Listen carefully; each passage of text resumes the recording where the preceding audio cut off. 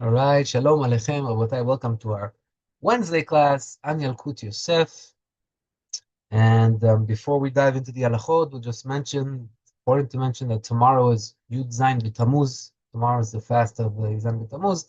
As we know on Asara B'Tevet, if we look at the months of the year, Tishrei Cheshvan Kislev Tevet. Tevet Asara B'Tevet was the time where the Goyim put a matzah, siege around the walls of Yerushalayim, our enemies, and on Yud Zayin B'Tammuz, a few months later, or actually a few years and a few months later, they were able to break down those walls and come into Yerushalayim until Tisha B'Av, which Tisha B'Av represents the actual burning of the Beit HaMikdash. But Yud Zayin B'Tammuz is the date that, out of 5 things that the Gemara mentions that happened, one of them, the main one that we are aware of, is that the walls broke down. It's also a korban tamid, a korban that was being sacrificed every single day in Beit HaMikdash.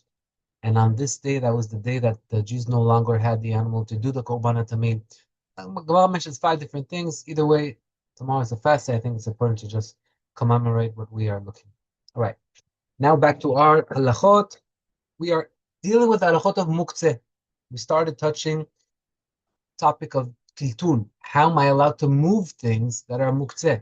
And we explained that there are 2 ways of moving things. One is with your body part, and 2 is through another object, like a broom or something like that. I think at the end we had a question, maybe it was Johnny, that asked, how come moving it with your body part, there's more leniencies than moving it with a broom or with a stick? We saw that we have ways to be more lenient like that. And we suggested an idea. I'm not sure that, that it's a consensus, but perhaps it's a good way to remember that it looks more normal when you move something with another item. You could see someone moving something with a broom, but to see someone moving something with his leg or with his elbow, not as common. Therefore, bottom line, when you want to move something that is muktzeh with your elbow, you're allowed to move, or with your leg, you're allowed to move everything, no problem. But if you want to move something um, with another item, then it has to be that you're moving it for it, not for something else, right? We gave the example of talit. I'm moving talit, and on the way I'm pulling it from the tefillin bag, I'm moving the tefillin.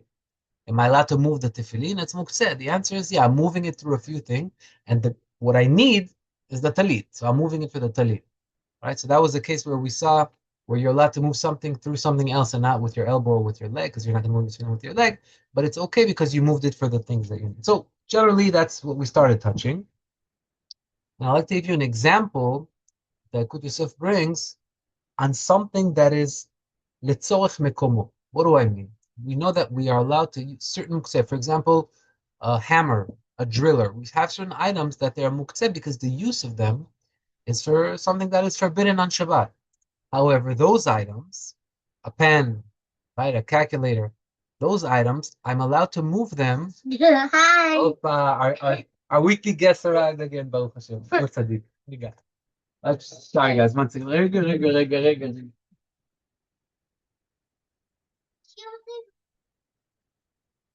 It's not a class if he doesn't come in, guys. It's not a class. Okay, Baruch Hashem. So, regarding moving something, tiltul shel letzorech mekomo. So, for example, if there is a fan sitting somewhere and the fan is blocking me from putting my chair where I want to sit because I want to sit over there, I will be allowed to lift the fan and move it, even though the fan is muktzeh. We all know the fan is muktzeh. Or if the wind of the fan. Sorry, guys, one more minute. Okay, now we have more guests coming in here. Wow, it's a real challenge this week. Baruch Hashem. The kids love Torah. All right. So again, back to the fan. If we have a fan and we want to move the fan because we want to direct the air at us, right? Then I'm moving the fan for the fan. Letzorech gufo. That means that I'm moving it because I want it, all right? But there's also another reason why I'll be able to move an item, because I want the place that it's sitting on. I have a fan and it's on my bed. Someone left the phone on my bed. I want to go to sleep. So I will be allowed to remove the phone from the bed because I want to go to sleep. So this is kli, an item, a muktzeh item. What type of muktzeh? Kli shemelachto leisur. An item that is forbidden to use because it is used for something that is asur on Shabbat. We learned a few different types of muktzeh. We'll probably get into that eventually as well. But this type of muktzeh, that it's like a pen, a driller, something that you use it for something that is forbidden on Shabbat, you're allowed to move it for one out of two reasons. One is because you need the item itself. Another example that you need the item itself, a hammer. I want to crack open nuts on Shabbat. A hammer is muktzeh. Yeah, but in order to open up the nuts so that I could eat, I'm allowed to lift the hammer and knock those nuts. So I'm using the muktzeh, but if it's for its own purpose that is allowed, I'm allowed to move it. Or if I need the space. By the way, important halakha, once you lifted a muktzeh beheter, when it was allowed to you, like that hammer that I lifted to knock the nuts open, now that it's in my hand, I'm allowed to hold onto it and put it down wherever I want. So if it was on my bed and I took it to knock some nuts, I have to put it back on my bed now. Now I could go to the closet where I keep the tools and I could put it in there. But it's not part of knocking the nuts anymore. It doesn't matter.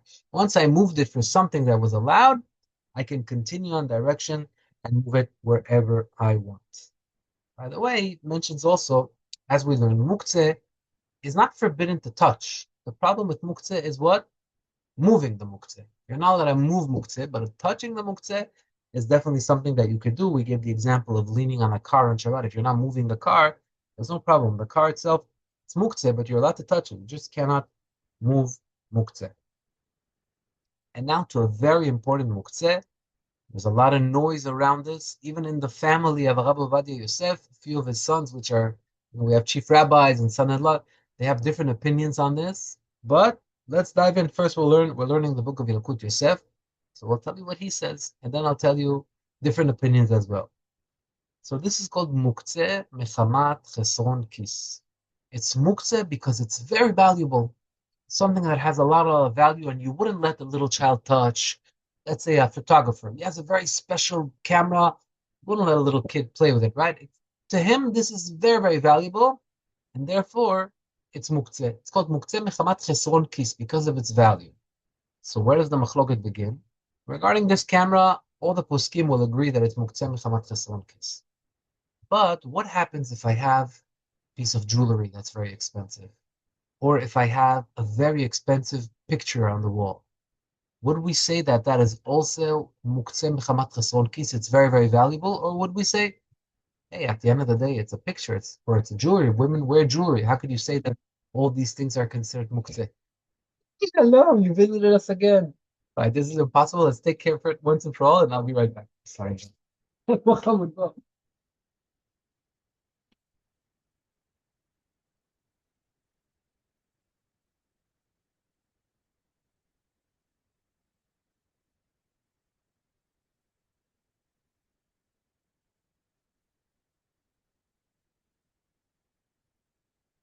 I'm so sorry, guys.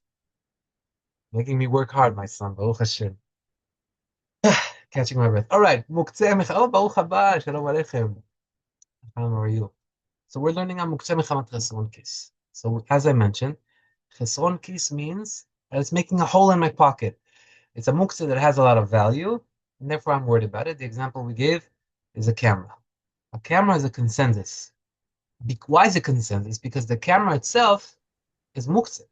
Everybody agrees on that. But is jewelry muktzeh? How can you say jewelry is muktzeh? Women wear it. Or one of the examples that poskim bring, you have a cup for Eliyahu Navi, the big silver cup that people some take out in Leila Seder. It's very, very valuable. You don't want kids to touch it. But there's a machloket. How could we say it's muktzeh? At the end of the day, it's a cup. People use it. So this is the halacha.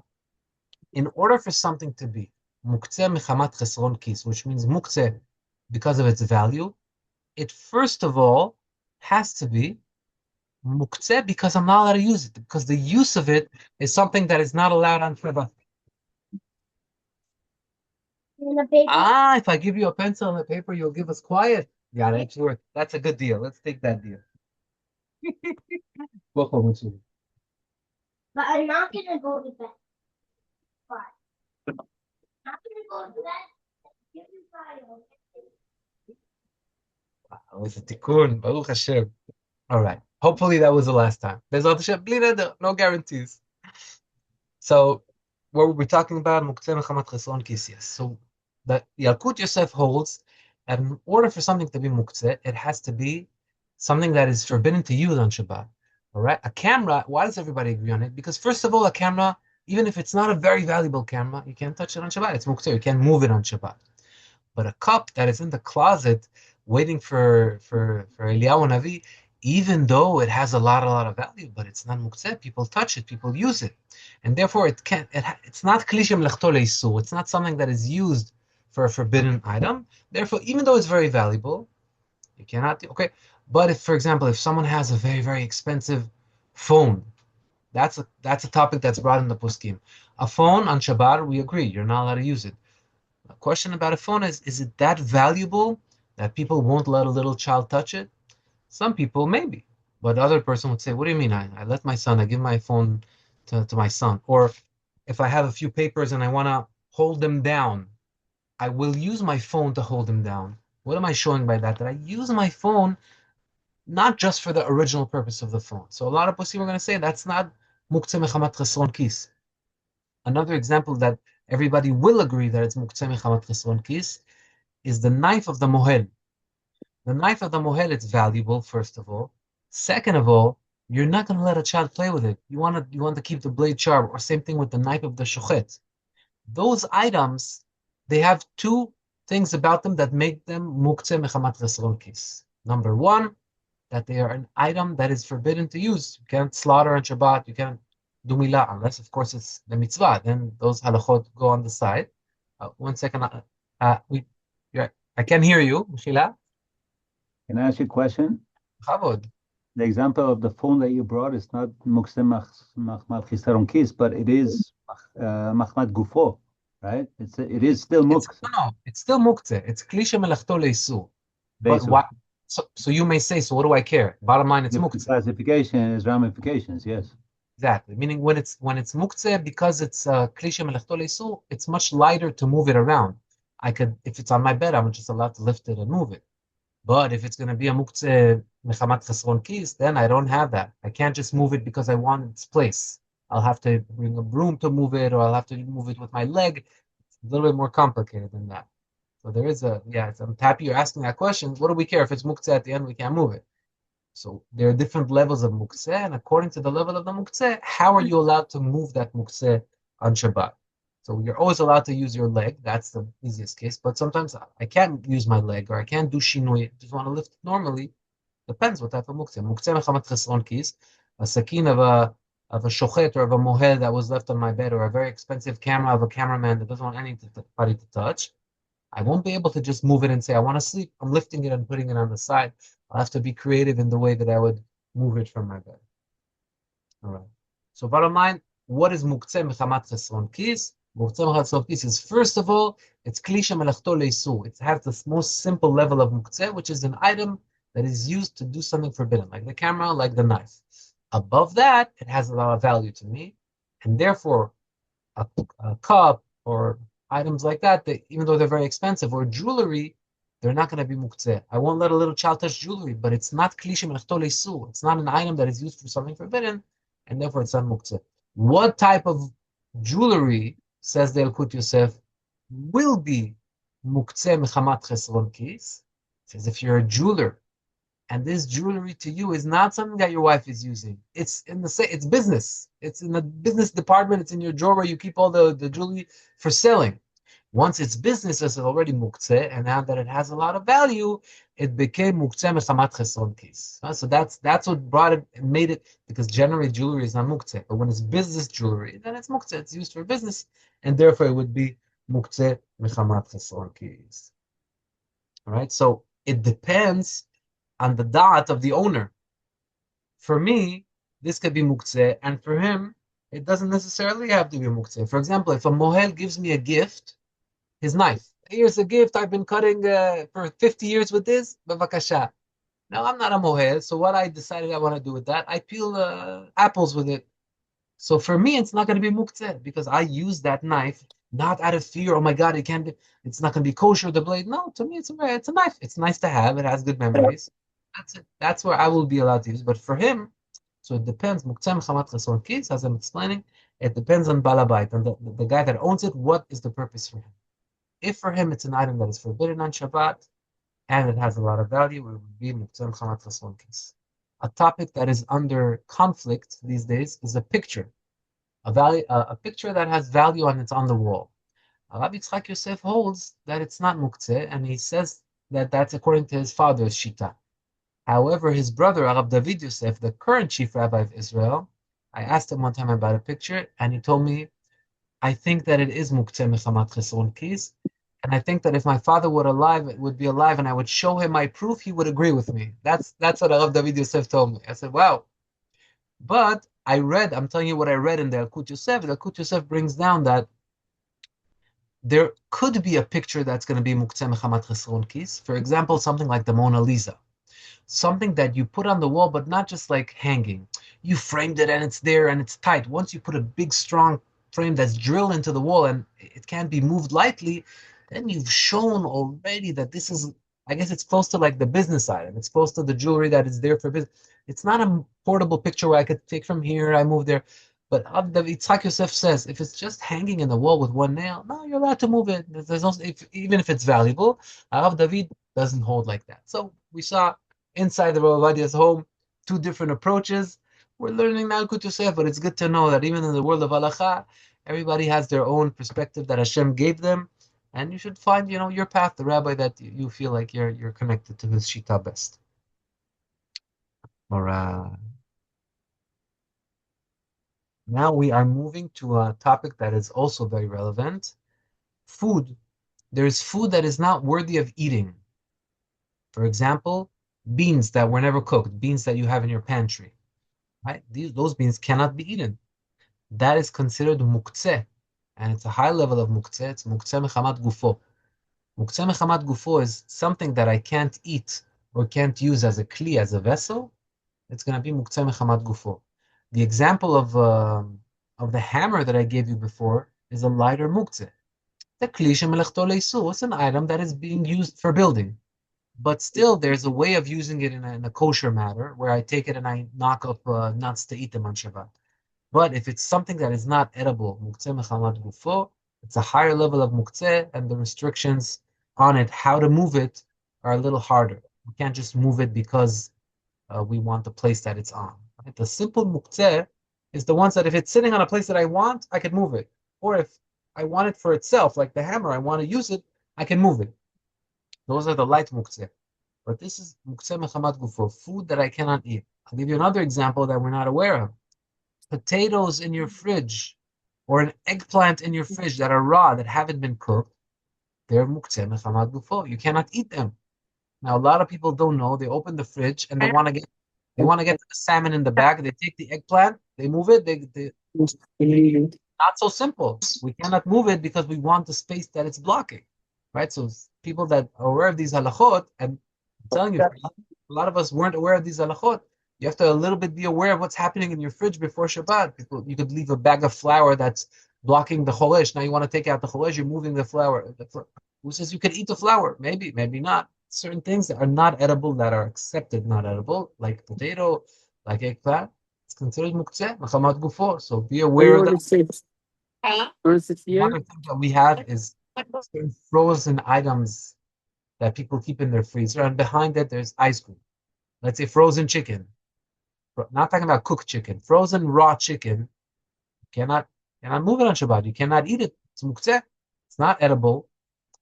Now, this is a little bit of a complicated topic, because even though I'm not going to be able to eat it, maybe I could give it to my animal to eat.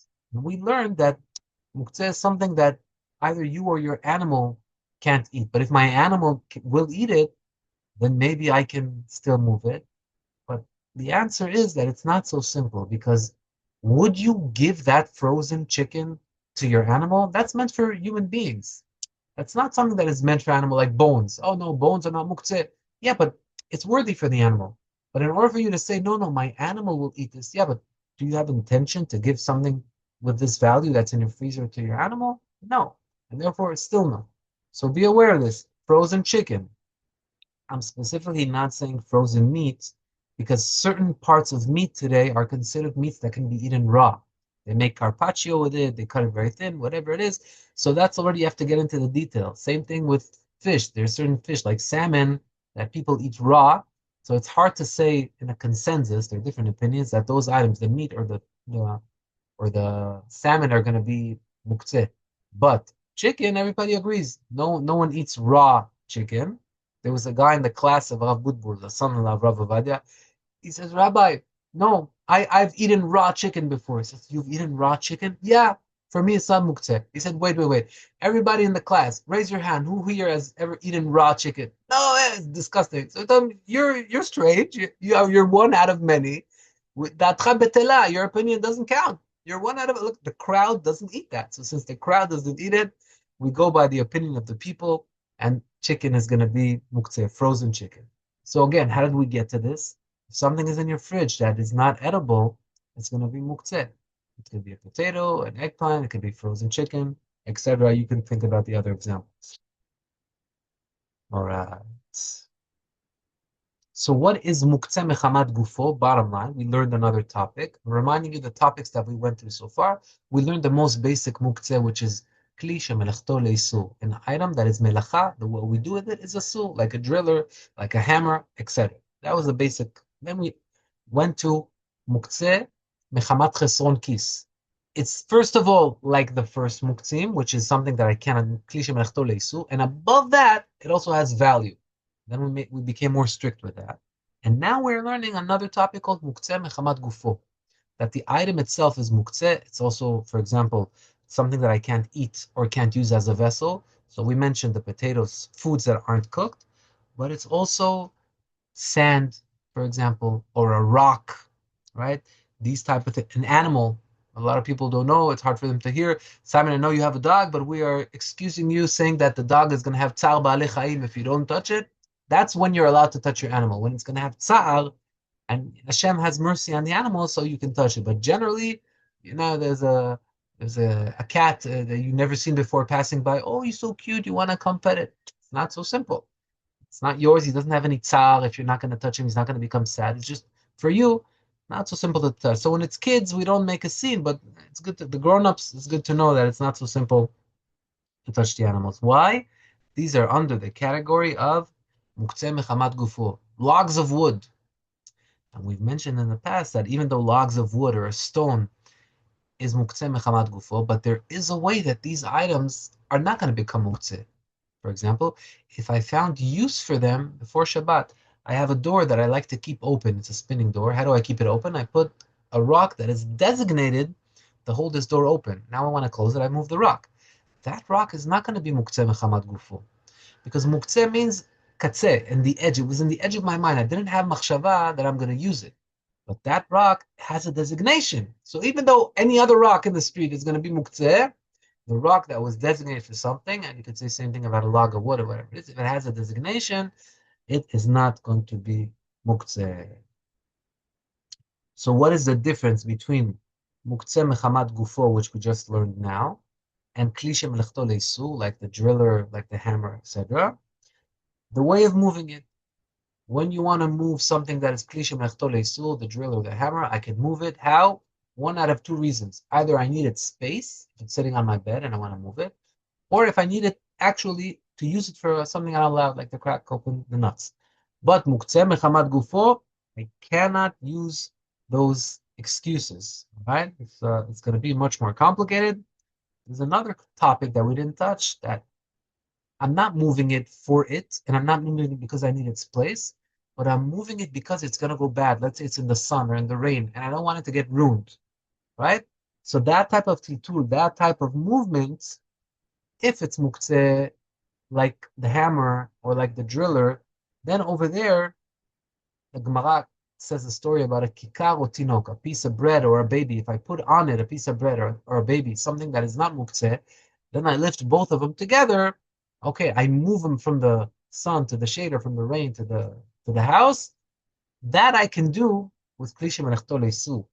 But muktzeh mechamat gufo, I'm not going to be able to do that. So if I have a rock that I want to move, or if I have a potato that I want to move, I cannot put a piece of bread on it and then move it and say, okay, now I'm moving something that's allowed or something that's not allowed, because that's a higher level of muktzeh. So before Chacham Mashiach was asking, well, what does it matter? Muktzeh, we understand now that even though two things can be muktzeh, but how do I handle them? How do I move them when I want? That's why it's important to know. So when we finish learning Yalkut Shabbat, hopefully the mindset of a person should be to anytime he's facing something, wait, what type of muktzeh is this right now? Is this Kishim Lechtor Isur? Is this Muktzeh Mechamat Chesron Kis very valuable? Is this just Muktzeh Mechamat Gufo? And to each one, and now I know how I'm allowed to move it or not move it. If I don't remember, then I always remember that moving something with a body part, that's always allowed, but that's not always possible. So then I want to move it with a broom or something like that.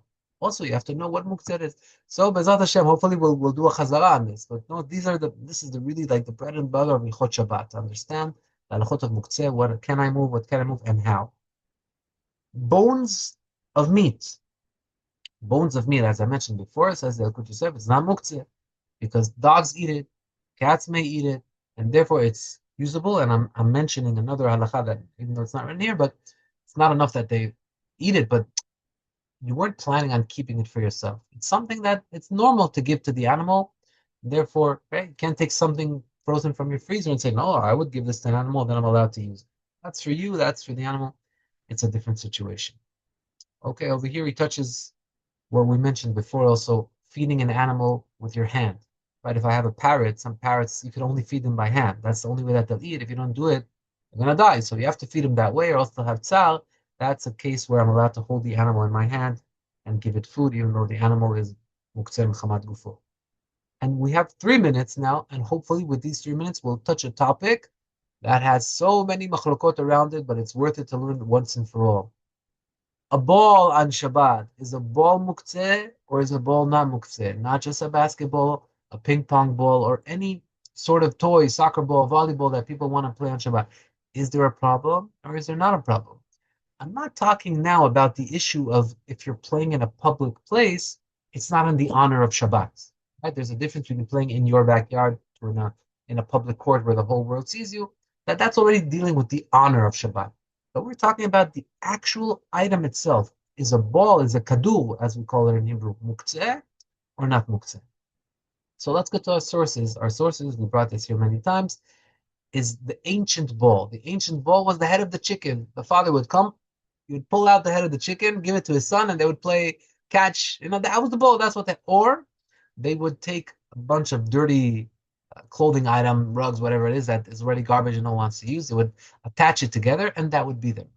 So that type of ball, says the Shulchan Aruch, is muktzeh. So when the Shulchan Aruch says a kadu, a ball is muktzeh, it seems like off the bat, a ball is muktzeh, finished. And there are a lot of poskim that hold like that. Once it's a ball, it's under the category of a ball, it's going to be muktzeh. Okay? Arav Yitzchak Yosef holds same way, that it's muktzeh. But someone asked him, hey, but it's not like it used to be. It's not a bunch of dirty rugs that were put together. Today, a ball is a full kli. People pay money to buy a ball. It's not a bunch of leftovers that were put together and it was muktzeh midatcha. It wasn't in your mind to use. People pay top money. Some basketballs, 100 the other day, with 250 shekel for a basketball. Obviously, that's a valuable item. You can't say it's garbage. He says, even though, he says the Mishnah Berurah holds that even though it's meant for a purpose, it's meant for a game, it doesn't mean that it turns into a kli. Because if it's a kli, it's not muktzeh already. It's a kli. It's an item. It has chashivut. The ball, since it's not a kli, it's something that was united together in the past. Now it's not united in the past, like in the past, through a bunch of rugs. It's an actual item. He says the fact that you turned it into a kli, into a vessel, doesn't change it, and it's still muktzeh. However, the Rav Budbul, the son-in-law of Rav Ovadia, and I'm mentioning this opinion because if you see me touching a ball on Shabbat, don't think, hey, you taught us it's asur and you're doing it. Chas v'chalila, once we were in the shiur of Rav Ben Chaim, and he said something that didn't fit the Rambam, so someone asked him, the Rav is cholek on the Rambam, you're going against the Rambam. He said, oh, don't say I'm cholek on the Rambam. Say, I'm going with the rabbis that think that way. Meaning, so right now, I'm not saying chas v'shalom, I think differently than Rav Yitzchak Yosef, he is our teacher, he's the crown on our head, but I'm following the rabbis that have the shoulders to say a different opinion. And who are those? Rav Budbul himself, the brother-in-law of Rav Yitzchak, he's relying on a famous opinion of Rav Eliashiv. Rav Eliashiv was the Gedol Ador, the father-in-law of Rav Kanievsky, the Gedol Ador of the past generation, and he held that you're allowed to play with a ball on Shabbat, since people are paying money for it, it shows that it's an important vessel and you're allowed to use it. Bottom line, if you want to follow the Yalkut Yosef, no ball, there are opinions that allow it, and everybody should follow the track that was done. All right, Rabotai, we finish here. Hazaku Baruch, Tizku Mitzvot. Inshallah, we'll see you next week. All the best. Thank Bye. you. Bye-bye.